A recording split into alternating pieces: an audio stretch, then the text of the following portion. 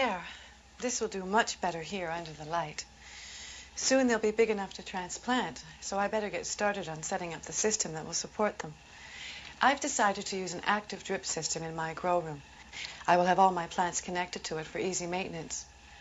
The system supplies a constant amount of nutrients to the plants. The drip method is one of the best systems for hydroponics because of its constant feed at a slow rate. To supply our plants with nutrients, we use a system of tubes that are connected to each plant container. The solution is pumped to the plants, and it will have a drain and recovery basin as well.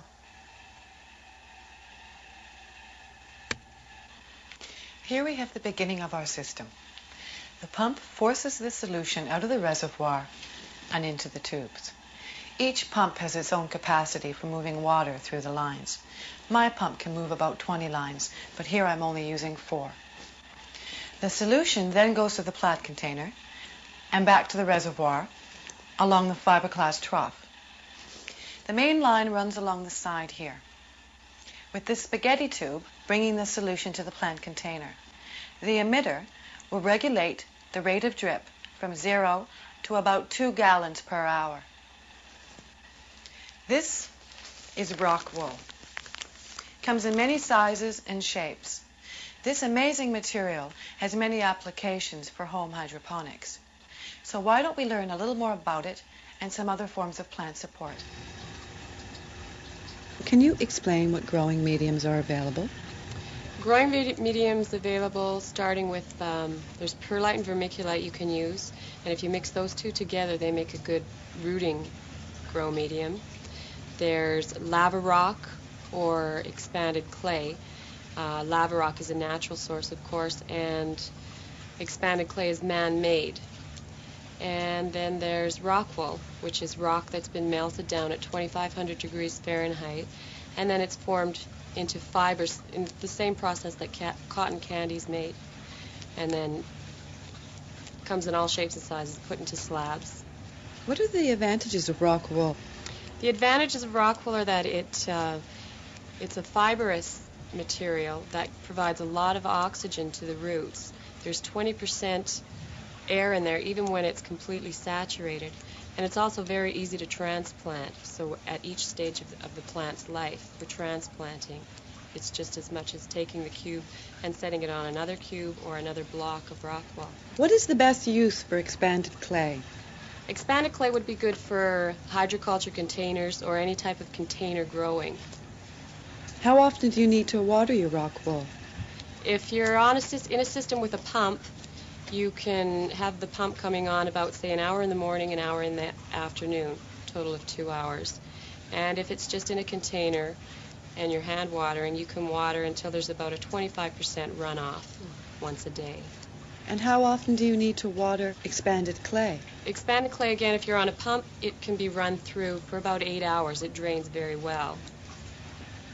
In a 10 by 12 foot room, what type of yield would you get out of tomatoes? With tomatoes, you could probably do about 30 to 40 plants, depending upon the variety. About 30 to 40 plants. Pretty neat stuff, eh? All I need to do is place the seed cube directly over the rock wool slab. The roots will grow right into that. There. Once I have my solution ready, it'll drip right onto the plant's roots. I'm going to transplant some of my soil plants into hydrocultural containers.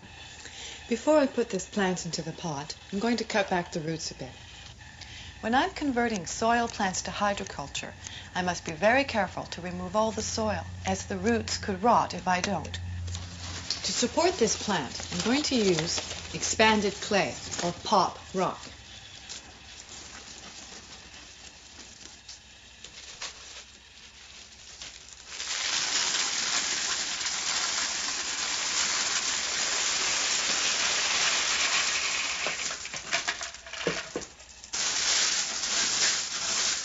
This material is very good because it'll support the already established roots and stalk. You need to make sure that the roots are well into the medium so it'll support the plant.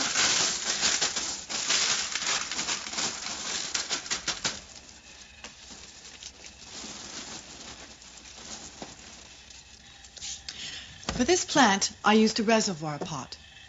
that has its own water meter. These pots come in different sizes, and they let you know when they need water.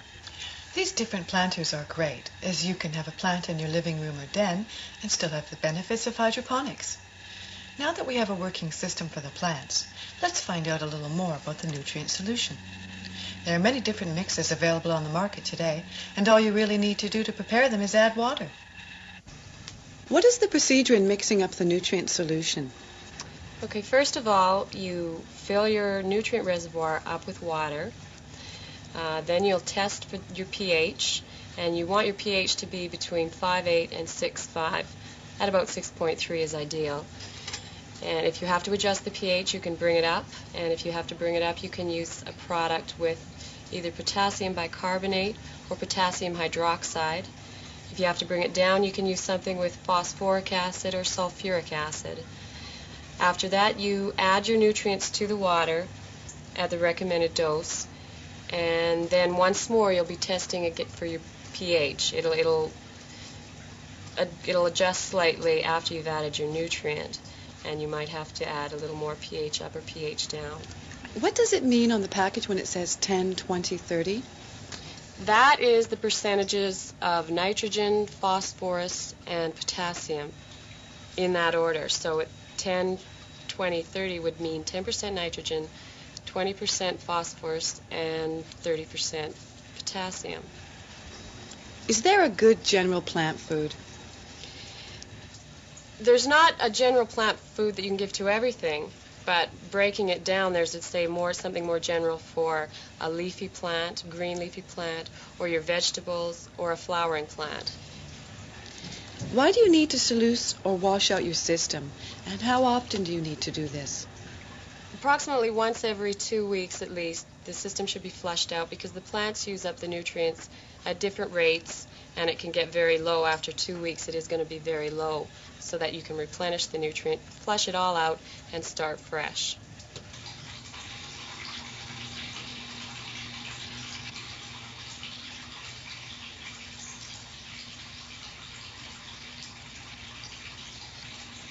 There! I now have a grow room, and I hope yours turns out as well. I've arranged my plants so they won't compete for light. When I get more plants, I'll put the bigger ones to the outside. You can also rotate them for better growth. I hope you've enjoyed learning about home hydroponics as much as I have.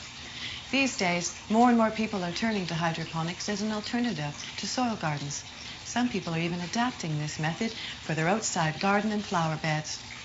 We're beginning to see hydroponics in offices, shopping malls, and public places. And as we move into the 90s, we'll even be seeing hydroponics in space. Till next time, goodbye.